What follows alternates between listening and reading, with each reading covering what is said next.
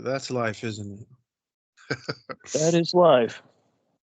Such is life. Good, good, bad, bunch of positive stuff, bunch of bullshit.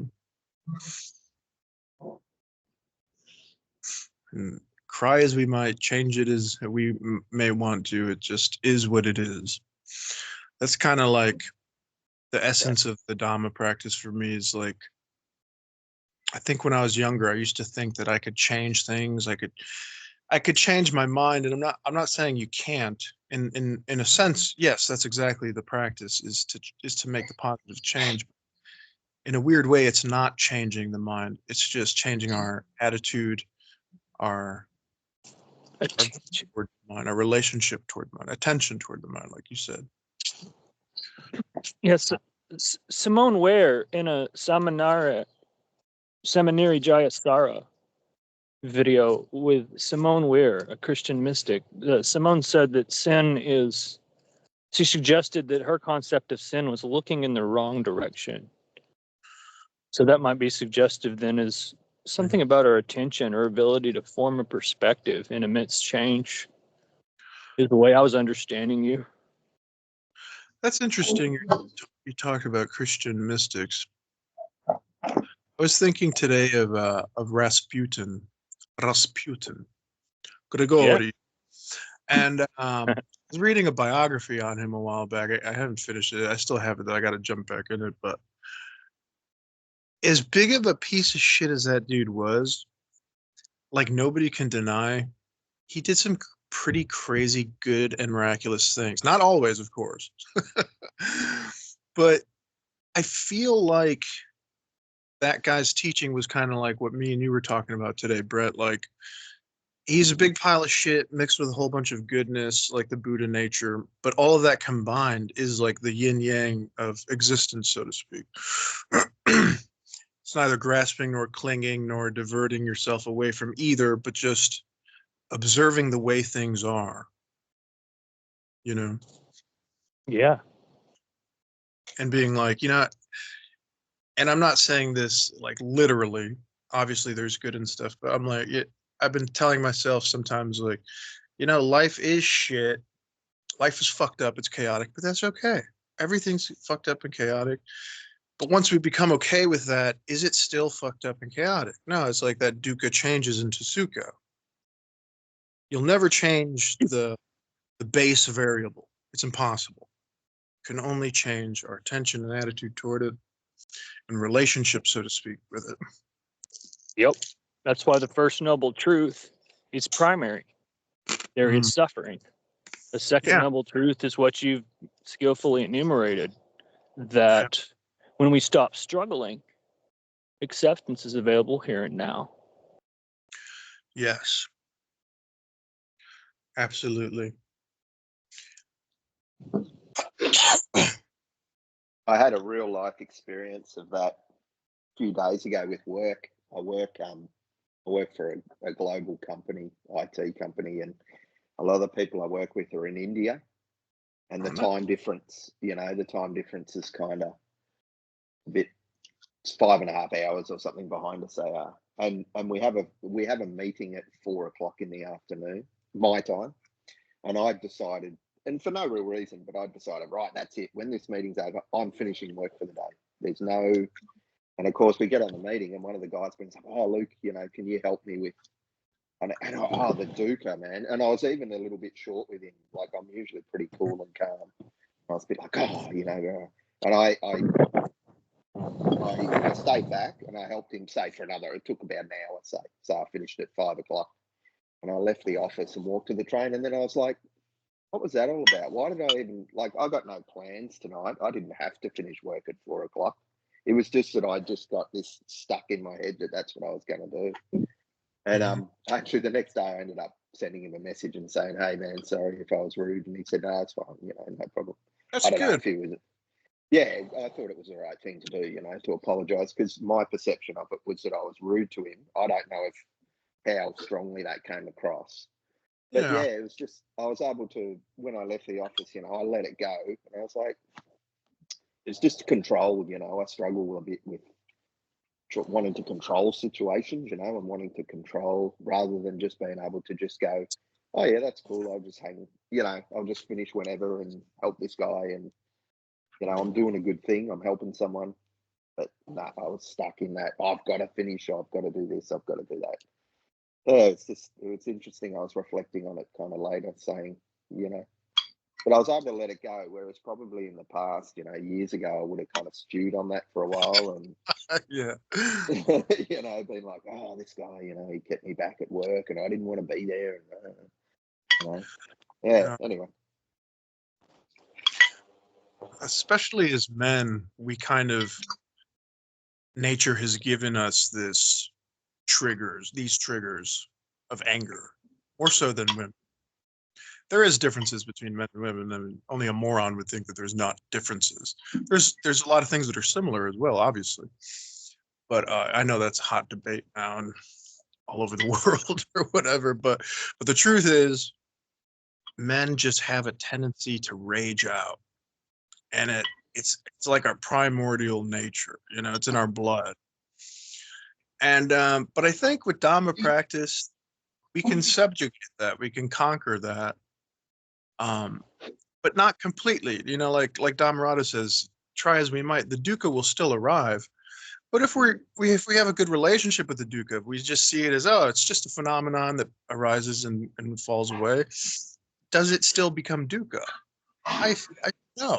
It changes. It transforms. It's only pure dukkha, so to speak, if you still are like, oh, there's more dukkha. What the fuck? Blah blah blah blah blah. You know what I mean?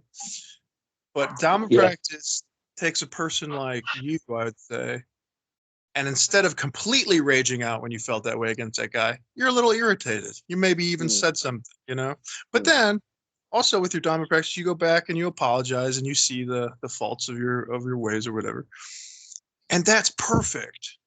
I know we shouldn't say I, me, and my, but it's just a guideline. But in my opinion, I think that's Buddha. I don't think Buddha is a guy who never makes mistakes. I don't think he was a person who just wasn't a human. I think he was a concrete human. And I think he lashed out. Even Jesus in the Bible lashed out. But they did so in ways that were just ordinary lashing out. You know what I mean? He didn't cross that line into real dukkha territory, Yeah, it's an interesting way to look at it, isn't it? And you see in the different traditions, the different ways they see the Buddha. Some see him as kind of like this perfect godlike being who.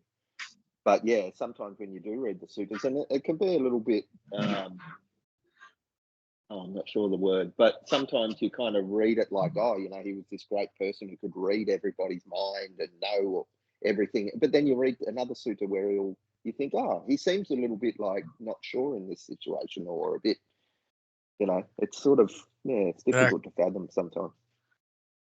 Not to mention, we're not even sure if what we're reading is actually from, from a source we can trust. Yeah.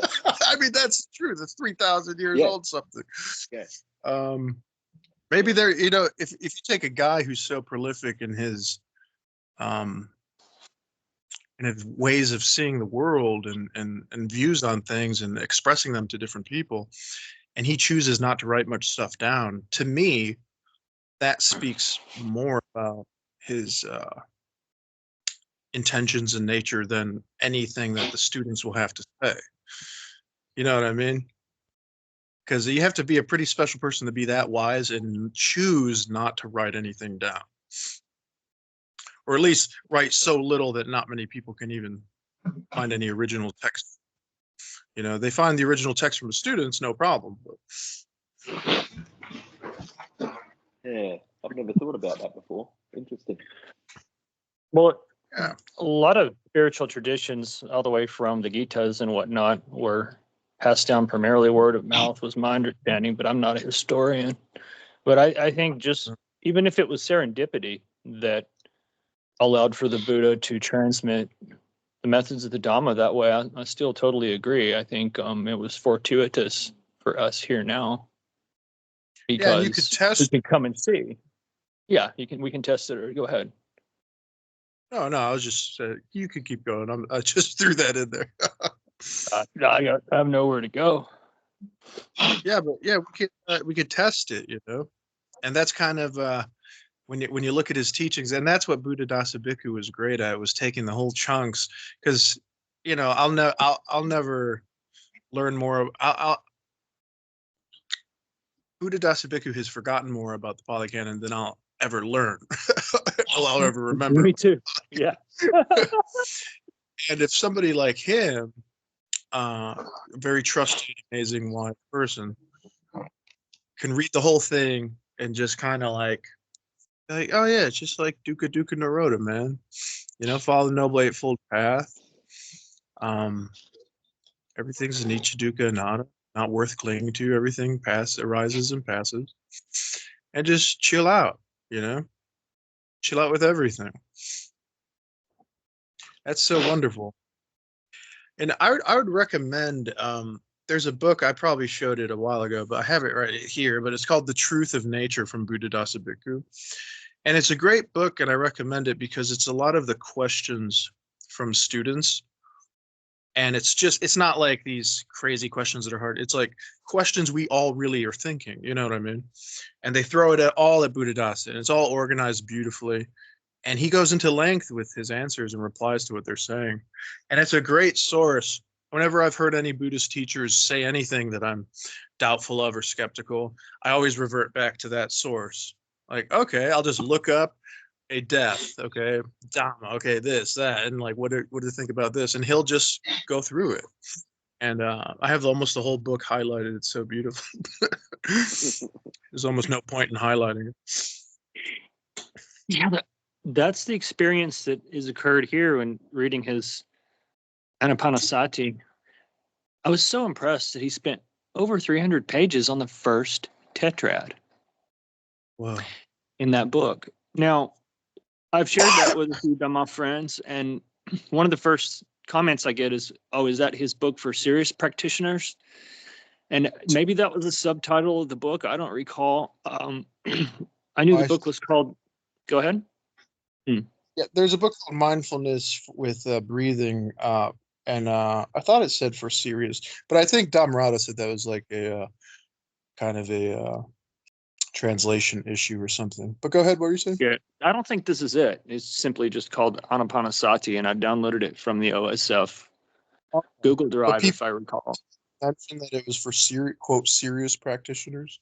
I don't think that's I'm not sure. I'll have to look again, which it's on this phone, but I'll just stay in this window. But yeah, I don't think I'll ever have another question about mindfulness with breathing moment by moment on an object again. That's awesome, man. Yeah, because it's not really about questions or answers anyways. I remember somebody was quoting you, Brett, when you were saying like Anapanasati is enough. I thought that was amazing. It really like drives home the point of what we're doing. What we're all doing, Right. The mind will go up. Go ahead, buddy. No, go ahead. I was just saying the mind will skill go up. of staying present. Yes. Yeah, the only skill is staying present. It's a great skill. I'm sorry. Yeah. I was saying something. We'll go Luke and then Ivan, if that's okay. No, it's just saying it's a great skill to develop, right? Staying present. If you can stay present, then there's the answer. Yes. Totally. Ivan, what were you saying, dude? No, I was just saying, Thanissaro Bhikkhu, which I'm sure Brad is familiar with. He said, the present moment is not the goal, but it's the path towards the goal. Which I suppose it's talking about Dukkha Nirodha, or any of the very. Sorry. We can simplify that though. It sounds Mhm. like a paradox, and I think that might seem confounding at first encounter. But if he's saying the present moment is not the goal, upon listening to hundreds of talks by Ajahn Dhanasaro, what I find is that the present is mentioned quite a bit. So then, if there's a goal, and I think talking about goals can be sticky because of tanha or craving minds. So then what we're training for is, if we want to simplify, we're training for remembering sacred awareness, which is already here now. So the goal is no effort in remembering that, simply languishing in the joy that we're feeling right now. And if we no longer have to remember because we've built the skill of being here now, that's the goal. The goal can happen in one sit, or it can just be appreciated right now.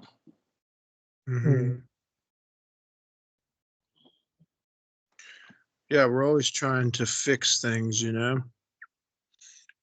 Well, though at least that's how society kind of has raised us. It's like more, more, more. Fix it, fix it, fix it. Even if it's not broken. Yeah. You know, reminds me of YouTube back in the day. Not a lot of people probably recall this, but when YouTube, after the first 3 or 4 years when YouTube really got going, they were great, man. We would do live calls. We would have 10, 15 people, and we would have side private chats, and then we would have normal chats for people to see. And everybody had video, and the algorithm worked so smoothly. It was incredible. They had great art you can make on each profile. It was very dynamic and had different sets and subsets of different ways to change all kinds of things. It was miraculous. And then from then on, it's like they wanted to fix it. They wanted to fix something that wasn't broken, and they've created just some things naturally have gotten a little better, but in a way they almost break it intentionally so that they can have an excuse to just do something other than sitting and breathing. Being Dude, alive. totally. I think they broke it for me. You know, now I'm older, and if I'm not extremely mindful, set in my ways. And yeah, I used to post science stuff, hobby stuff on a YouTube site. I think starting in 2012 or something like that. Really, really soon after YouTube got going, and it just seems like it got overly corporate friendly, and it became less personal after those changes that you mentioned. Yeah, and Less they keep intimate. trying to find the golden carrot with their algorithms, and it's like fail to recognize like everybody goes towards a different platform that has more freedom and has more artistic control.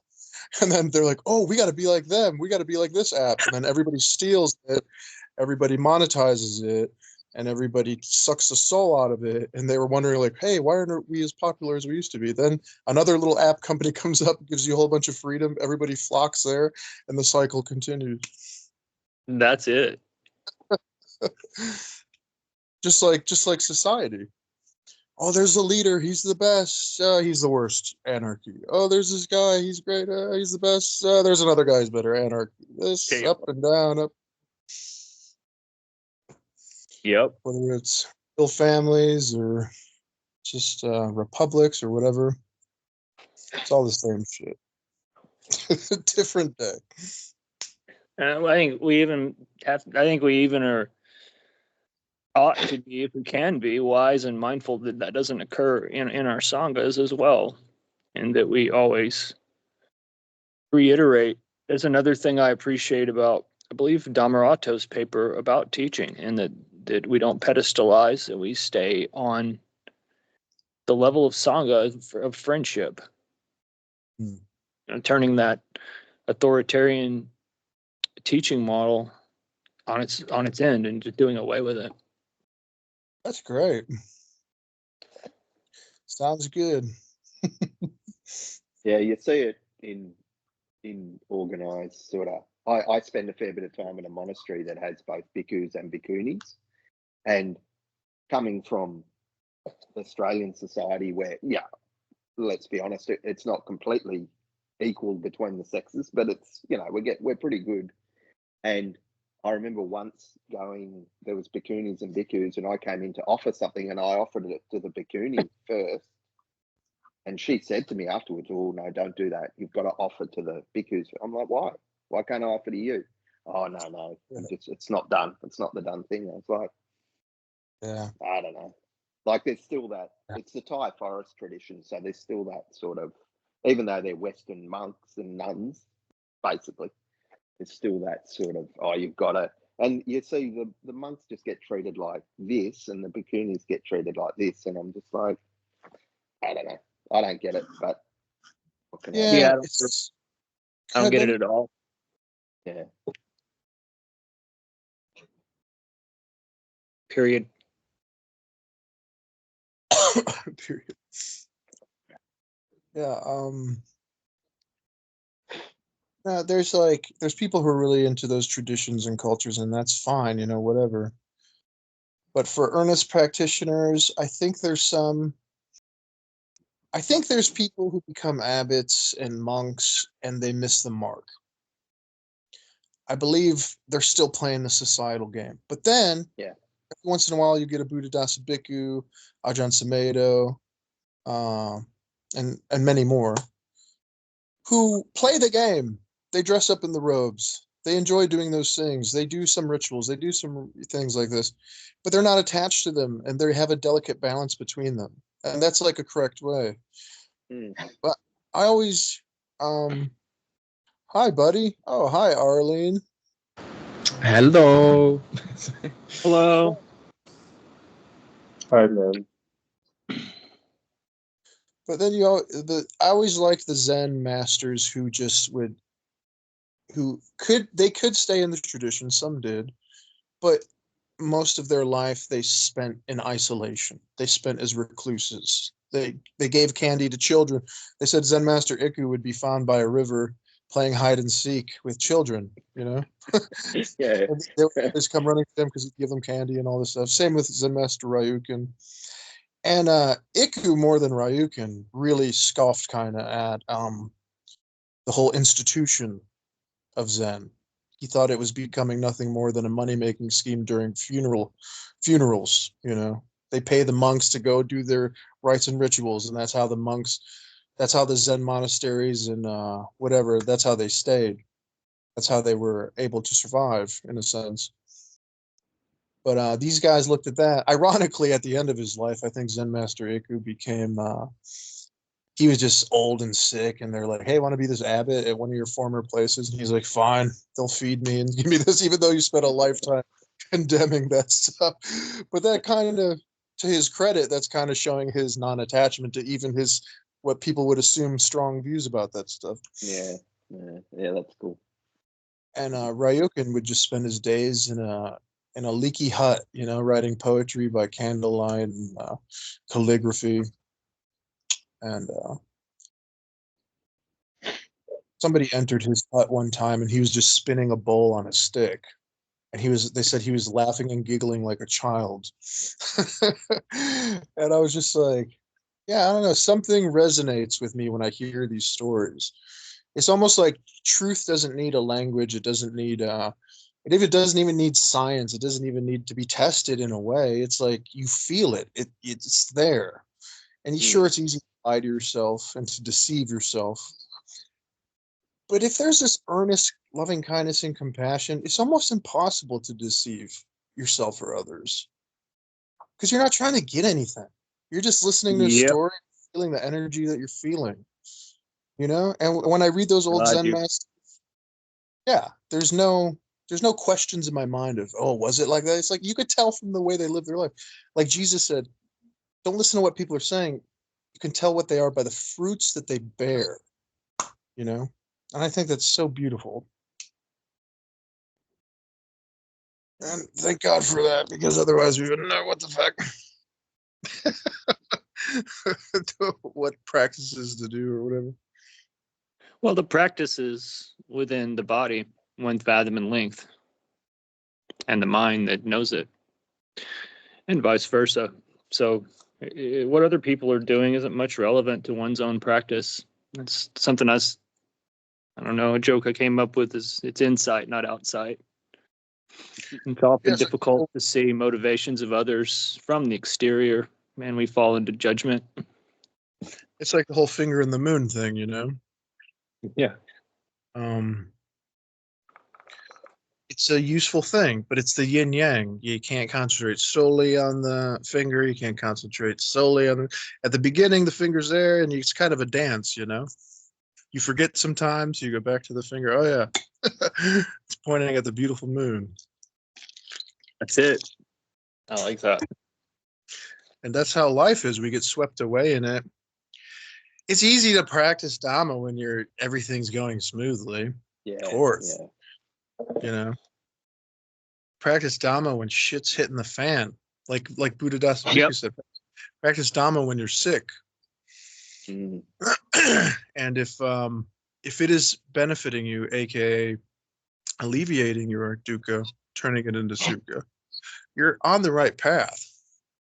You know, you don't need anybody to tell you. If you could go through all that shit and be like, you know, going through all that shit still kind of kept my head about me, so to speak. Yep. I said, I would, no, sorry. Luke. Go ahead, Luke. Yeah, I was just going to say, I was on the call. I think it was Sunday. We had a call, and Dhammarato was there, and he's been unwell. I think he still is unwell. I tried calling him maybe yesterday or the day before. Gets better soon.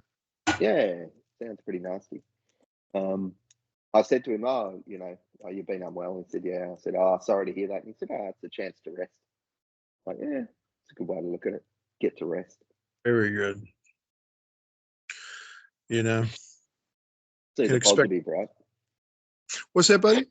I was just saying he sees the positive in it, right? See the silver lining of, hey, I get to relax now that I'm not feeling well. I don't have to get up and do this and talk to these people and do that and this and that. I can just rest. Mm. And painful sensations, if we're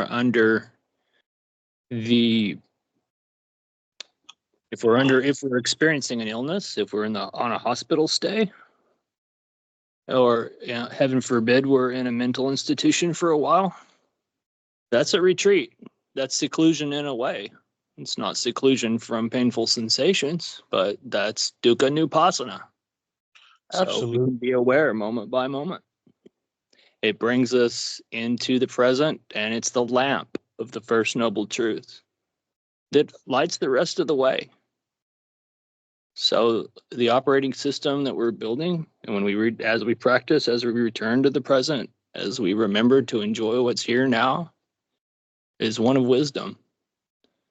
Mm-hmm. And the First Noble Truth leads us to the Second Noble Truth, which eliminates exactly what we're doing to struggle. And I think that was the theme of us starting this topic. I think Dhamma eliminated the very subtle sense of struggle where there can be a painful sensation. But then when we're not okay with those painful sensations, that's a multiplier. And that equals dukkha. So it's even something that comes to mind that actually I don't know what he's been up to over the last few years, but I remember 8 or 9 years ago, I was on the internet watching a Shinzen Young talk, and Shinzen had a simple math equation. And yeah, I know this may not be popular, but it's just a little math equation. Pain times struggle equals suffering, meaning, so the cause of suffering then is a multiplier for the sensation. It's already there and natural. Mm-hmm. Not being okay with it, the not liking, and that's again that comes to Dhammarato. I've heard him say in so many videos, so many times, so many group chats that practitioners have asked, or they've complained, or they've engaged in the beginning of a pity party, and he just shunts that back to the truth. So he says, you know, it's the not liking. It's not the sensation itself that's the problem. It's the not liking inherent in that. Yes. Yes. And we all kind of, that's a cool thing about reality. Whether you have the Buddha or not, it's like we all kind of inherently know this from the time we're born. Like shit's not, like when we're born, it's like shit's not quite right. Shit's kind of chaotic. Shit's kind of scary. Shit's kind of this. Shit's kind of that. Sometimes it's heaven. Sometimes it's hell. And we spend the rest of our life trying to, like Ajahn Chah said, change the duck into a chicken, into a chicken, into a duck. And we bang our head against the wall trying to do this. It's like we practice the Dhamma for a little bit. And we go, oh, that's just the way shit is. I don't know why. It just is. And it's great. Like, fuck it. You don't have to make it perfect. Nobody's happy with their body. Nobody's happy with their money. Nobody's happy with their careers. Nobody's happy with this. Nobody's happy with that. Big fucking deal. That's great. And when you can accept that, you become happy with all of it. Because it's like, it's the way it's supposed to be, finally. Well said, man. Yeah. Yeah, there's no distinctions between us. We all are Buddhas. We're all enlightened right now. You know? It's already so.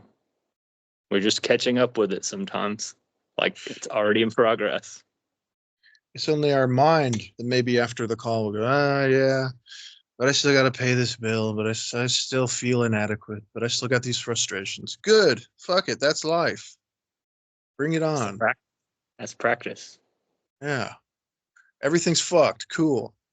I'm down with that. Fuck it. What else we get? We just live and breathe and eat and shit. What else is going to happen? Oh, we might go to jail. We might get killed. We might this. Fuck it. Whatever happens, happens. Then we're going to die. Yeah, then we die. Who knows what after that? I don't know. I always inherently imagined it'd be something pretty trippy and cool. That's not popular in Theravada things, but it is fun to think about. You know, I like thinking about that stuff. Once. Well, you're free to talk about it here. Oh yeah, it's just sometimes it can get confusing because a lot of the mundane ways of doing things kind of muddy the water with that stuff. It's not whether it happens, it's not whether it doesn't happen. These metaphysics, they're fun to think about, of course. Philosophy, it's fun to philosophize about stuff, of course. But the Dhamma practices, we don't know. And that's okay. You can think, you can have a belief. It's okay.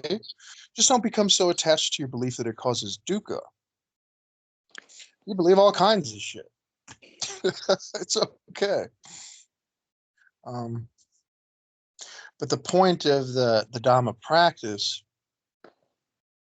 is seeing the reality away from these illusions, these illusory things that may bring us heaven one day, may bring us good karma if we light a certain incense a certain way, you know, may help us develop into a spiritual enlightened being if we do things correctly. These are all superstitions, not worthy of our attention. The only thing worthy of our attention is our breath, is being here and now, where everything's okay, everything's fine.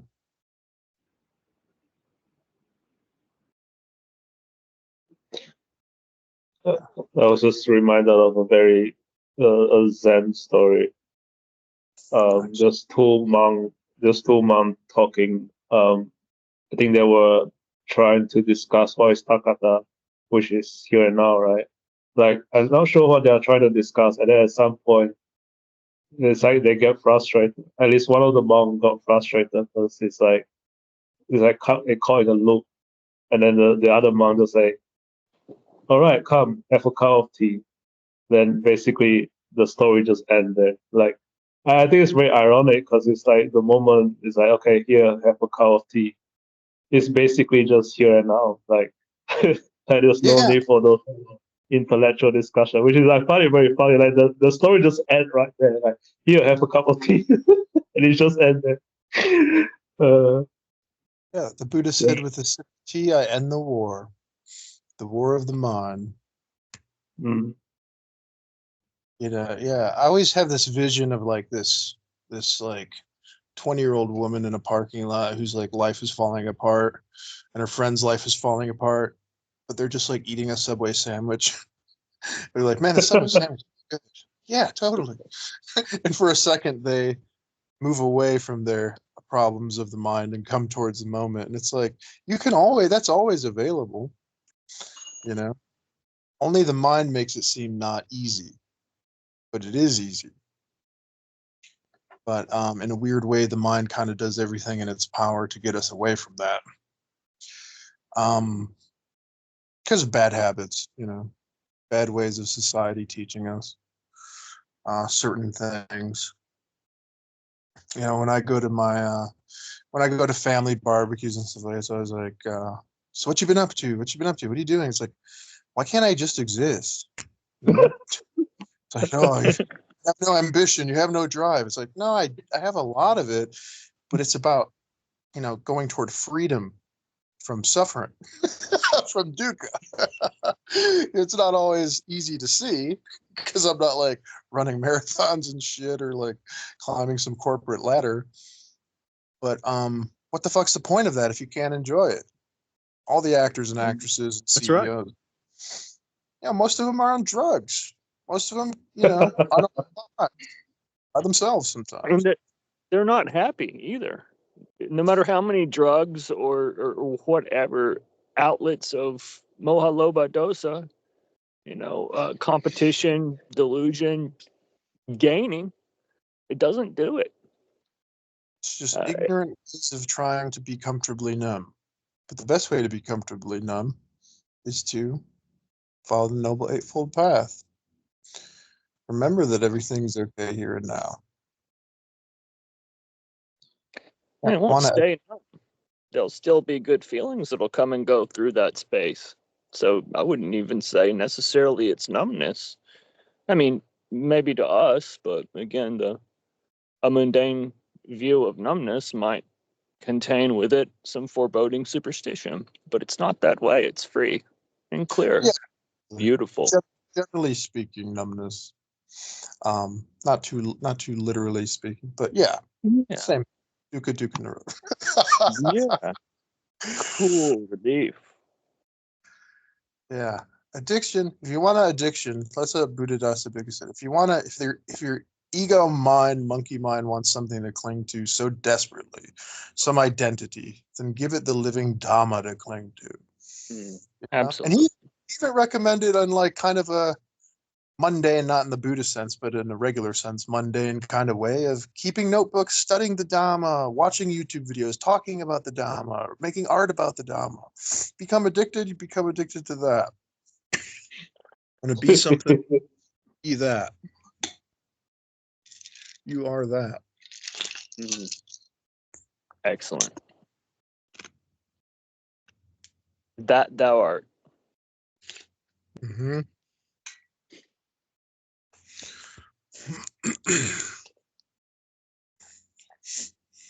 Speaking of Buddhadasa, so I've only just started kind of reading about Buddhadasa. So with the whole rebirth thing, right? He talked about it more sort of being reborn in each moment as opposed to that sort of physically going to another body. Yes. After death and stuff. Yeah. Okay. I'm sure that would have caused a bit of a stir at the time, no doubt, in Thailand when he kind of came up with that. Yeah, he was very controversial for certain periods of time. So I hear, both with his choice to eat meat, his what I would say correct view on what the Buddha was teaching. More correct, not complete like, oh, we're better or worse, but it just comes down to like, it's almost like a math problem, you know? It's like people are concerned with what you call the number two. And what is the number two's essence? And Buddhadasa Bhikkhu is just like 2 + 2 = 4, dude. You know, I'm not concerned with what you call it. It's like, this is what he taught. We can test it, and boom, you got it. Yeah. And because the Hindus, they did that for years, you know, with rebirth and all this stuff, and the Brahmins. And it's not that it's not something to either like. it's nothing to recoil from.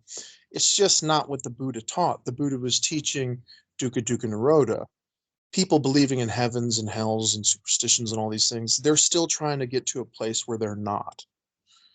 And the Buddha's teaching was, you are here now. You could either live it in misery, chasing these magical fairy tales that don't exist, or you can just relax and chill and have a calm here and now. Then once your mind's calm and you're practicing the Dhamma, there's nothing wrong with reading books like we were talking about earlier, studying what happens after you die, metaphysics. It's fun shit. Just don't get it confused with the path. You know what I mean? It's like, do the earnest practice, then play the games, you know? It's like learning to walk before you can run. Yeah. But it's so funny to see the spectrum of Buddhist traditions that have come about. Oh, Like yeah, Pure Land Buddhism, I had a bit to do with that over the years. And that's basically all about the next life. You know, you're chanting, you're doing this and that so that you get this rebirth. And that completely goes away from the present moment, right? It's almost like, well, I mean, in a sense, you're still staying present to chant or to focus on. But yeah, it's just that spectrum. When people ask me about, like, who aren't Buddhists here, ask me about, oh, you know, something about Buddhism, I'm like, oh man, there's this whole spectrum of traditions. It's not just like, oh, all Buddhists do this or all Buddhists believe this, or it's like a whole spectrum. Yeah. Go ahead, Brett. Well, rituals that are performed with a future grasping occurring, so that there's a craving concomitant with or associated with them. Yeah, that's not, in my view, a practice that leads to freedom in the here and now. So, and it's also reifying the second fetter of being, which is the notion that if we perform some kind of rites and rituals that the Buddha taught were inherently empty, that's going to lead to some future result, and that's going to invariably lead to dukkha. Mm-hmm. Yeah, that's going to be painful. Yeah, and the practice itself, it's not bad. It's not like, no, don't practice Pure Land Buddhism. You want to practice Pure Land Buddhism? Go ahead. But I think it would be nice to get the basic understanding of what we're talking about before you do that, so you can see it for what it is. It's like, because whether we're talking about Pure Land Buddhism or something else, we all practice to a degree rites in these superstitious rituals that we can get attached to, aka money. Yep. Money is paper, but we put pretty pictures on it. We give it this value, and based off of how many people are giving it a certain type of imaginary value, it becomes what we call valuable. And it's just fucking paper. Stinky paper. Delusion. Delusion. But you can use it to buy some groceries. You know what I mean? It has its place. It's not the money that's bad. It's the negative attachment to the money that causes dukkha, that makes it something that we should be careful of. Just like Pure Land Buddhism. You want to practice Pure Land Buddhism? Go ahead, it's fun. But careful, because you might get in this dukkha realm. Unintentional. Yeah. But you practice the real foundation of the Buddha, yeah, then go dance around whatever you want. Yeah, here in the practice here, attending ceremonies at Watts, which I've attended several, where the laity are happy, they're in a good mood, and rituals are being performed there. And at the same time, though, the way I look at that, and especially when I'm visiting another tradition of which I'm not privy to a lot of the history and the background, I'm respectful. But to me, in the practice here, I view it as gladdening the mind. And it does. It's Dhamma Sukha, it's Sangha Sukha, it's joy that results from being with others who are enjoying the presence of the monks, and they appreciate the value of those keeping Dhamma Vinaya in the community. And it's a small community, the Wat that's closest to me. And so I appreciate that experience, but I do not get caught up into the belief that smelling the incense or whatever's going on is going to be the means to free me from my pity party or anything. But no, of course, no insult to any other traditions on our beautiful tree. Of course. And, putting on our clothes is a tradition, is a superstition. Why do we, like Dhammarato, why do we need clothes? I mean, except if it's cold, maybe there's more logical reason. But most of the time, it's like, you could walk around naked. But we put these rites and rituals and laws into effect so those things don't happen. And we get these habits. But it's no different than what Brett was saying from going to a monastery or watching or participating in different traditions. You might think, no, I practice the real Dhamma. I'm doing superstitions. No, dude, you were doing superstitions when you opened your eyes. When they start telling you, that's shoes, that's a tree, this is your name. When you start calling yourself by a name, that's really started. Yeah. You know what I mean? So true. Yep. So yeah, participate in life. Do all these things if you choose, whatever you wish, do. But careful not to let it cause dukkha if you get too hung up on it. Yeah. That's it. Yeah.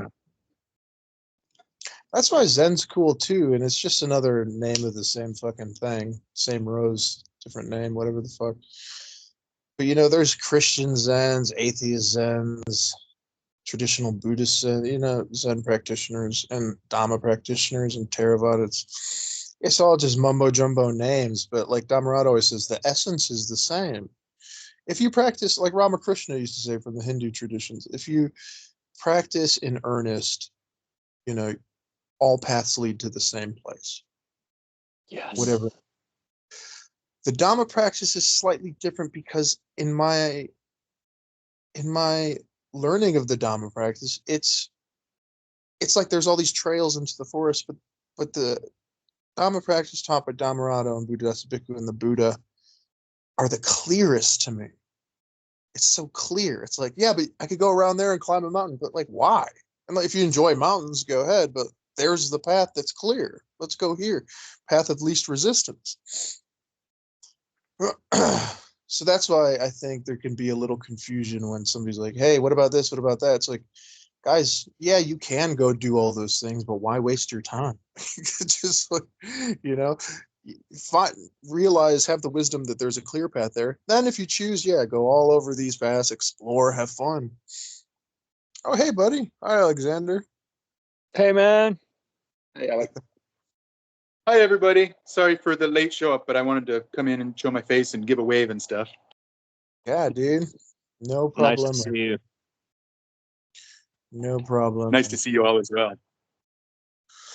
Since we kind of all been talking, was there anything on your mind, Alexander? Anything you've been thinking about, or anything, or not?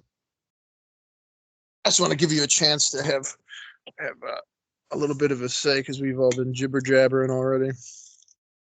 Thank you. One thing that's been on the mind lately has been with regards to practice, like practicing right speech has been something that I've been applying and sustaining my mind on quite often, and I'm learning a lot about it just from watching our Sangha interact and all of this. But I would love to hear anything anyone has to say on the topic. I think it would be really helpful for me. Actually, if you don't mind, I'll jump in. I noticed, and this is directly to what you're saying, Alex. Remember, you may recall that conversation you had with someone, the guy from Venezuela.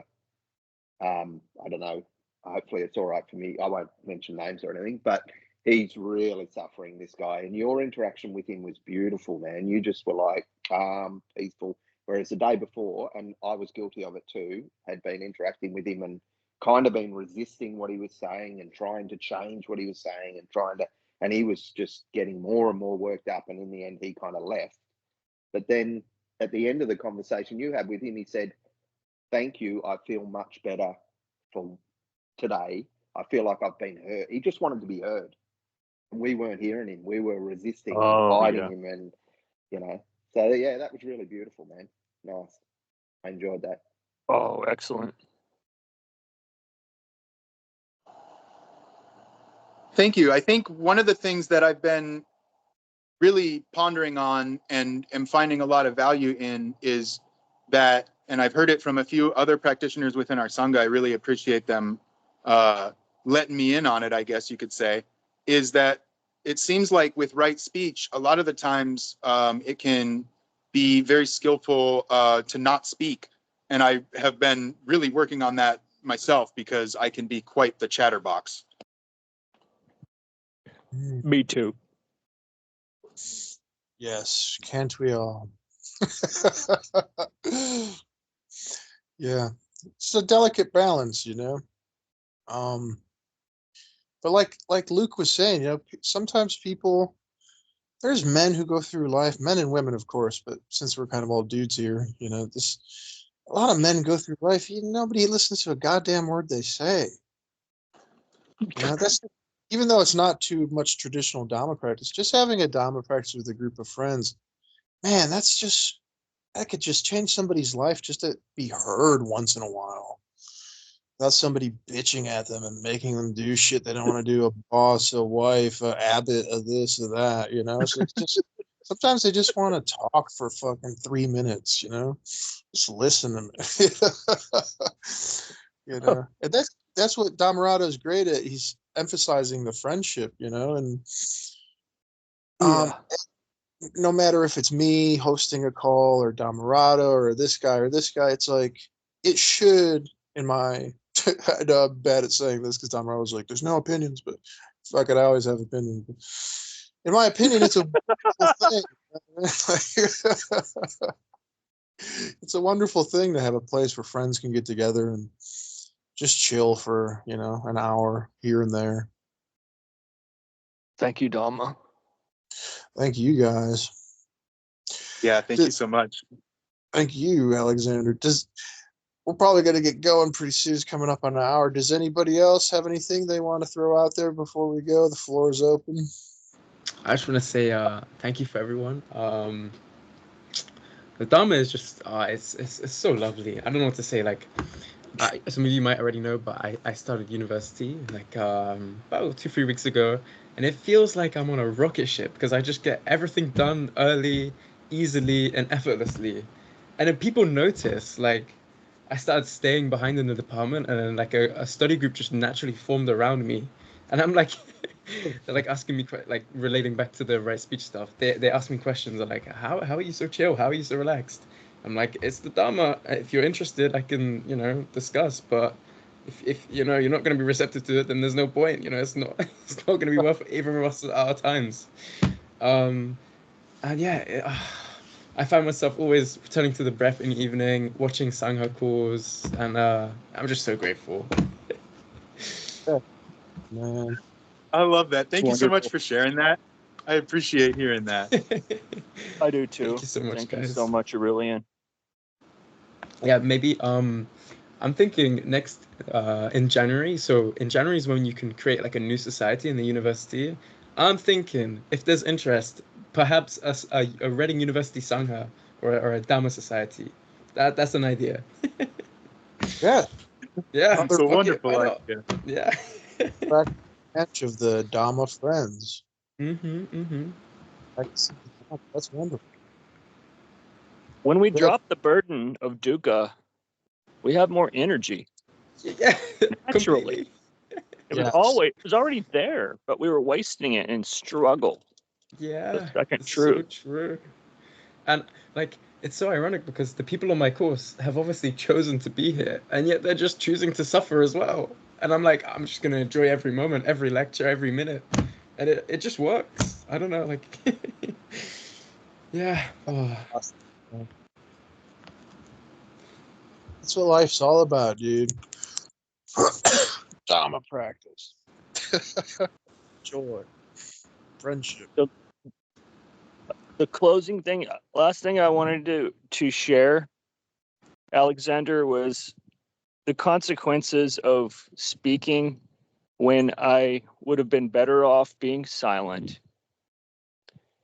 And probably number one is dukkha on reflection, but that's probably number two. Number one is the possibility that with careless speech, there have been times where I've cut my own cut the practice here off from receiving Dhamma from others.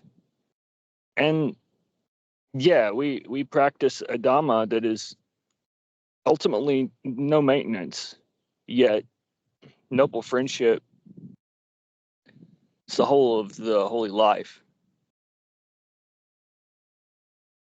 Yes. It reminds me of Jesus. Like, you have to, forgive. In order to forgive others, you got to forgive yourself first. And forgiveness is, Yep. shit happens, Everybody's all right. We're no serial killers here. How bad No. can we get? Fuck it. The past is dead. Let's move on. We are forgiven. We are free here and now. Kingdom of heaven is here and now. Fuck it. We know not what we do. That's the moha piece. We wouldn't do greed and hatred if we knew the pain of the hot coal we're holding. That's forgiveness. We know not what we do. Beautiful. On that Thank you note, so much, Brett. Thank you, Alexander, Dhamma, Ivan, Luke, Aurelian. Thank you, Yeah, guys.